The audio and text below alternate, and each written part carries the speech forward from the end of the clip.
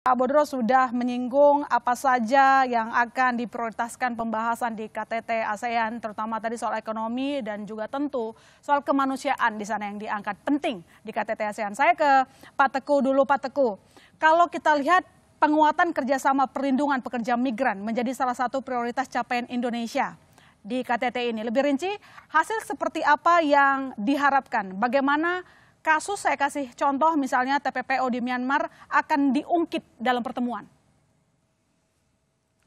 Ya, terima kasih. Memang kalau kita melihat kasus seperti yang disebutkan tadi, kasus di Myanmar adalah salah satu bukti bahwa permasalahan trafficking in person ini bersifat lintas batas dan juga korbannya tidak hanya bangsa Indonesia tapi juga bangsa lain dari kawasan ASEAN sendiri. Ya. Melalui pembahasan tema ini kita ingin membangun semacam frekuensi yang sama di antara negara-negara ASEAN. Ini adalah tantangan yang harus kita hadapi bersama, sekalipun sebenarnya pada tahun 2015 yang lalu sudah ada konvensi bersama di antara negara-negara ASEAN untuk trafficking in persons. Namun sekarang kita sudah memasuki dimensi yang baru dengan adanya pemanfaatan media sosial khususnya untuk alat untuk menjangkau masyarakat kita yang katakanlah menjadi korban dalam kegiatan yang perdagangan manusia seperti ini. Jadi kita kalau melihat dari tema besar Indonesia yang majukan adalah epicentrum of growth, namun untuk adanya satu lingkungan pertumbuhan ekonomi yang baik, tentunya masalah-masalah sosial di masyarakat juga harus diatasi, termasuk yang menyangkut migrasi antar penduduk. Nah di era sekarang tentunya migrasi antar penduduk sudah semakin menjadi satu keniscayaan, terlebih lagi kita adalah salah satu negara yang masyarakat kita banyak bekerja di negara tetangga, sehingga perlu adanya satu katakanlah pemahaman yang serupa bahwa semakin diperlukan kerjasama antar negara dan juga dalam kerangka kawasan, sehingga ada payung kerjasamanya untuk bisa mengatasi tantangan yang muncul dari kasus-kasus perdagangan manusia. Artinya mungkin lebih rinci Pak Teguh, kalau kita lihat kan sekarang perdagangan manusia itu sudah memanfaatkan digital juga begitu ya. Jadi ada dampak positif dari digitalisasi ekonomi, tetapi ketika orang memanfaatkan itu secara buruk maka hasilnya juga buruk. Apakah hal-hal seperti ini bagaimana kita membatasi TPPO terjadi di kawasan ASEAN itu, apakah sudah ada mungkin petanya Pak? Kita sebagai keketuaan ASEAN itu sudah tahu apa yang akan kita bahas supaya masalah TPPO ini kan sudah lama ya sebenarnya terjadi. Dan ini yang terbaru di Myanmar, warga negara Indonesia jadi korban, Presiden sudah sampaikan itu berulang kali. Apa mungkin poin-poin penting yang bisa dibagikan kepada kami malam ini?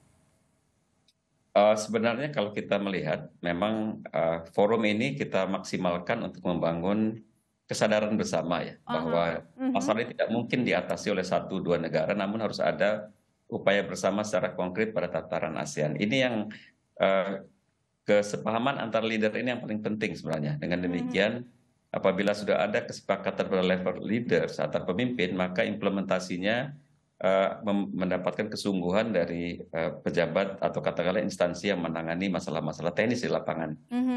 Kita coba pastikan, dan tadi saya juga mencatat apa yang disampaikan oleh Pak Menko, bahwa di antar peserta pada umumnya sudah memberikan dukungan yang sama, bahwa ini salah satu tantangan masalah hukum yang nyata-nyata menimbulkan permasalahan lintas negara dengan tingkat katakanlah kerugian yang memang harus ditaksir lebih lanjut ya. Namun ini salah satu yang kita coba bangun adalah kesamaan keseriusan katakanlah.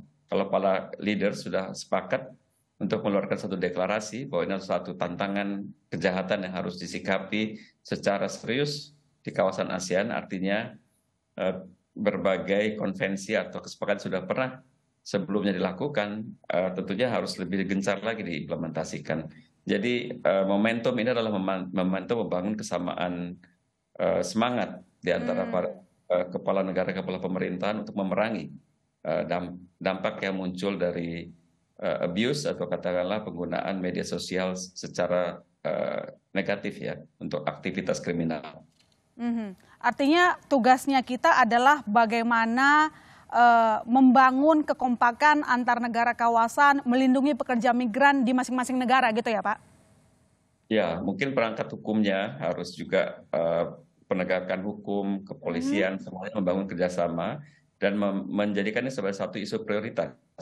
Kalau kita melihat kasus kemarin di Myanmar, yang terjadi adalah ada kantong-kantong di satu masyarakat yang memang sulit dijangkau dalam penegakan hukum dan kondisi katakanlah stabilitas yang muncul akibat konflik ya. Jadi ada kondisi yang memang tidak mudah dan tidak cepat bisa kita mengatasi permasalahan dalam suatu kantung wilayah yang ada konflik bersenjata. Artinya kita melihat isunya harus dalam kerangka yang lebih besar lagi, bahwa isu ini juga tidak bisa diatasi hanya dengan permasalahan hukumnya, tapi juga bagaimana membangun stabilitas keamanan di wilayah Asia Tenggara sehingga tidak memunculkan ekses ya, bahwa stabilitas memunculkan kemungkinan pelanggaran hukum yang lebih besar lagi.